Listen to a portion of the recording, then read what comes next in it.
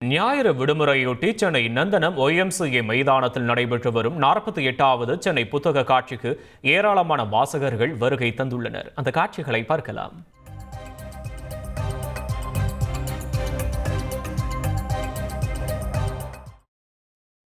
இது தொடர்பான விவரங்களை செய்தியாளர் சமயமணிவண்ணன் வழங்க கேட்கலாம். சமயமணிவண்ணன், வணக்கம். வார விடுமுறையை முன்னிட்டு புத்தக காட்சி எந்த அளவுக்கு களை கட்டி இருக்கிறது? சமயமணிவண்ணன், விவரங்களை பதிவு பண்ணலாம்.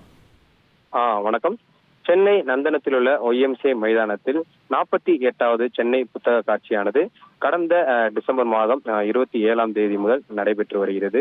குறிப்பாக வார நாட்களில் காலை வார விடுமுறை நாட்களில் காலை 11 மணிக்கு தொடங்கி இரவு 8:30 மணி வரையும், வார நாட்களில் விடுமுறை நாட்களில் தொடர்ந்து நடைபெற்று வரக்கூடிய இந்த புத்தக காட்சியானது இன்றைய தினம் ஞாயிறு விடுமுறை தினம் என்பதால் ஏராளமான வாசகர்கள் தற்போது அந்த புத்தக காட்சிக்கு வருகை தந்துள்ளனர். குறிப்பாக 900 அரங்குகள் அமைக்கப்பட்டு லட்சக்கணக்கான புத்தகங்கள் பல்வேறு தலைப்புகளின் கீழ் இங்கு காட்சிப்படுத்தப்பட்டுள்ளன.